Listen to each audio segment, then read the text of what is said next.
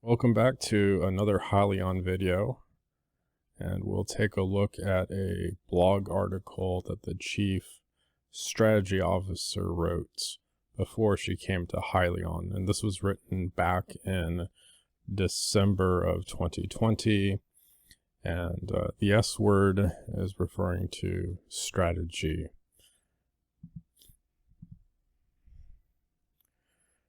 One of the two blog posts that she wrote was how to be more strategic. It's not rocket science, but it could be. That should be easier to digest, since it could be rocket science, but it's kind of indecisive. Written back in December 5th of 2020, and it's from Medium. And in it, some of the key points that she put in there is the purpose. Your boss wants you to be thoughtful or strategic so they don't have to be, and so that the company doesn't miss anything that would hurt competitiveness or threaten viability. In this article, she brings up 5 points, and I've kind of picked some of what I think are important, and then take a look at the current landscape and see how it applies, and also the landscape in the past. The first point, take a longer time horizon view. Strategists reflect carefully, think about changing dynamics, and plan for the future. To become more strategic, you need to think about 3 segments of the timeline: the past, the near term, and the long term. In the past, how has the business performed over the past 3 years? The near term, what's changing in the macro and industry dynamics? The long term, where are the opportunities of note in the future?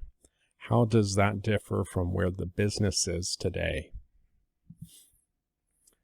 In August of 2022, they had a Q&A after the earnings call, and what they mentioned during this is that there is a strong amount of inbound interest to take our products overseas. That is, it's looking good. There's a global reach. We received 200 orders to date.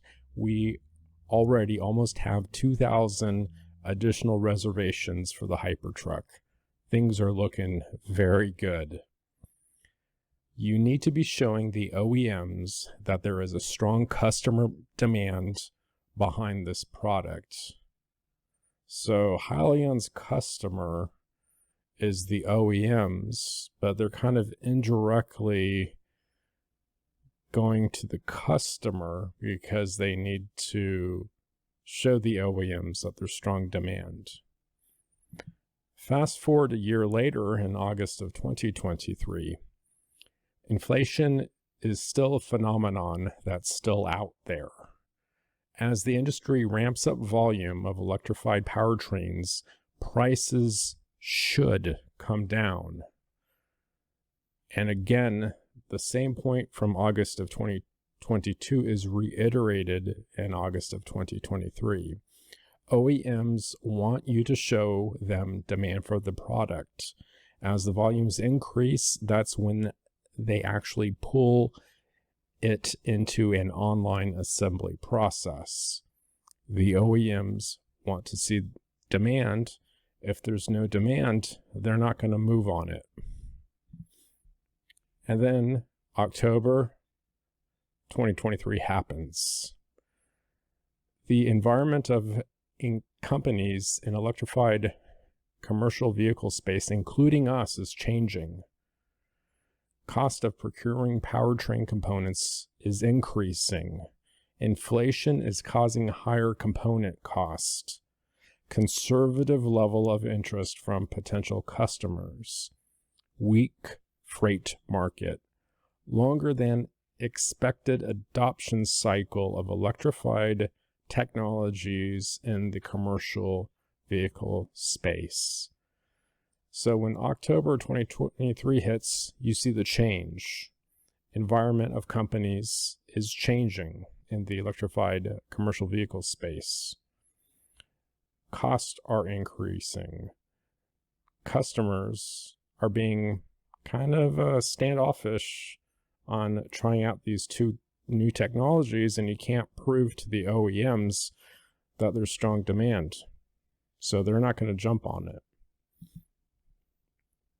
Item 2 that she mentions in her blog post is always start with the customer. To have an ongoing business, this value proposition must be compelling, meaning it's worth whatever cost they must pay you to get this product or service. For most businesses, it's best to plan for a value proposition that creates real long-term value for your customers. Does your price point make it worth it? How does that compare to your cost to provide this product or service? If the calculated return doesn't initially work, how can you lower your cost to deliver this product or increase the value to your buyers? Going back to the October 2023 strategic update, that's the S word thrown right out there. They're citing that they need additional work for the customer. Certification of the new Cummins 15-liter gas engine. They also need to develop a day cab variant for the customer. Again, these two things are to deliver value to the customer. Continuing to reduce the cost and weight of the powertrain. They're trying to reduce the cost, make it more profitable. And then they mention the intention to transition more quickly to selling powertrains rather than full trucks and offer our powertrains to OEMs to integrate into their production facilities. Again, they want to directly, instead of build these trucks, the focus is now on, well, we want to serve these powertrains to the customer, which are OEMs, not just one, but multiple OEMs, so original equipment manufacturers. Item 3, know your competition. Knowing how you will compete and win is at the core of a strong business strategy, and a strategic thinker is always working through the competitive angle. You are unlikely to win across all competitive dimensions all of the time. Distill relative strengths and weaknesses. This competitive understanding will shape where you will win and lose in the market, and which products and services and segments are most attractive for you. They'll also determine your rightful share of the total market, so will impact the value you can create for your company from any strategic move.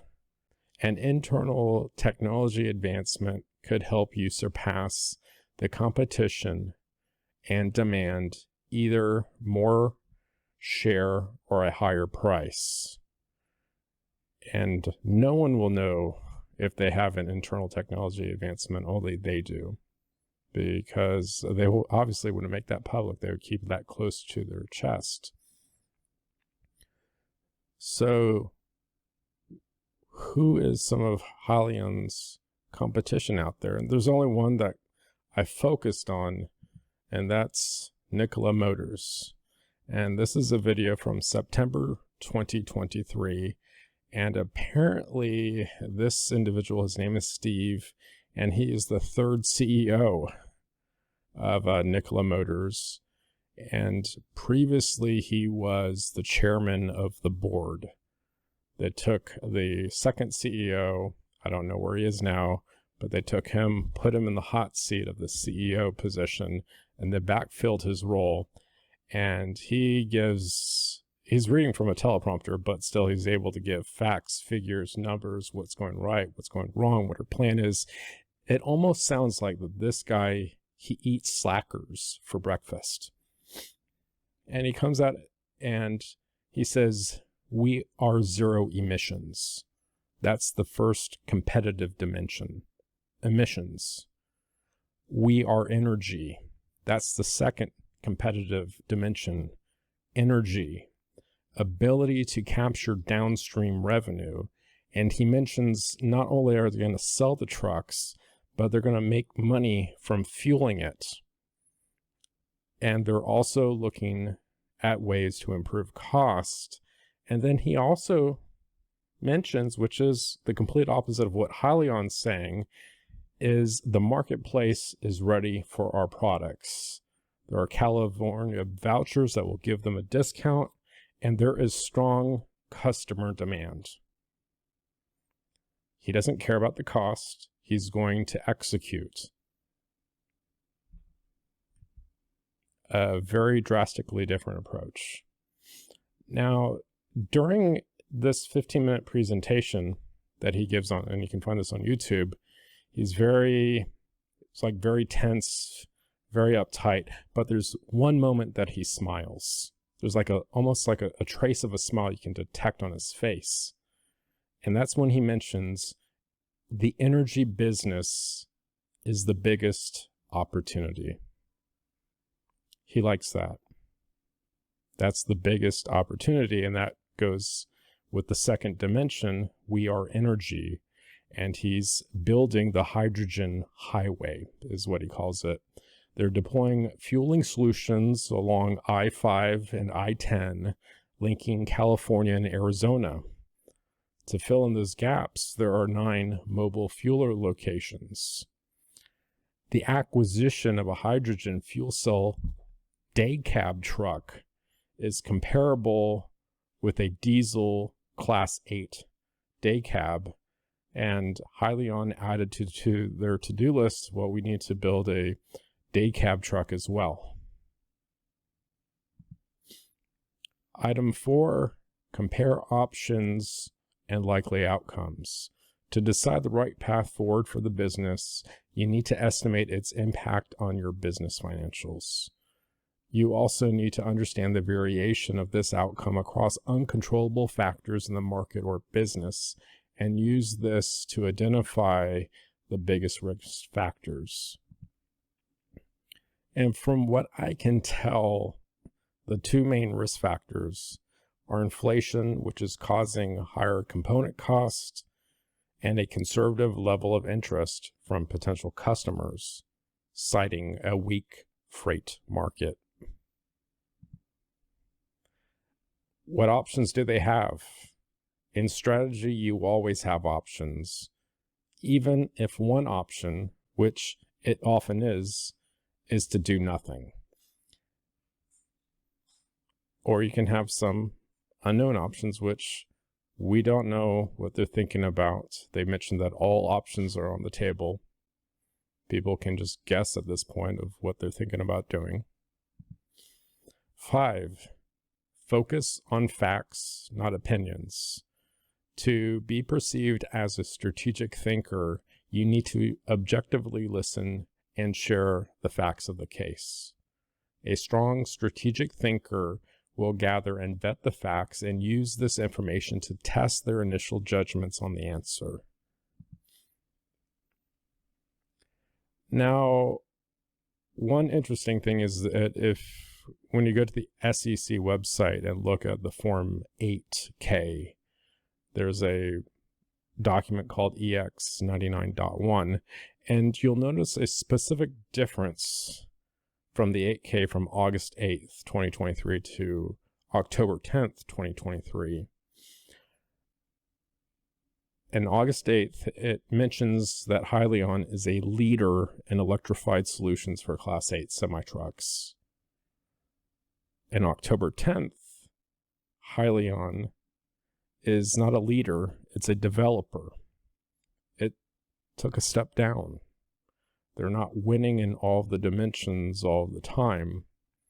And they're choosing, instead of being a leader, they're now a developer of Carno generator. That's the second competitive dimension, which the Nikola CEO is very happy about because he cites that as the biggest opportunity. And electric powertrain technologies. And that can be kind of like a blend between the first and second dimension, being reducing emissions and being energy. And the Class 8 semi-trucks, that's completely gone now. Now, if you're going to read and try to pull out the facts, and this is not the order that they listed it in, I've rearranged the order, but it says that HYLN has completed all milestones on its publicized path to commercialization of the Hypertruck ERX powertrain. Additional future capital will ultimately need to be raised against the backdrop of uncertain market conditions if we were to continue on our current trajectory. Certain efforts will be paused, including securing orders for Hypertruck ERX equipped trucks and new powertrain development work.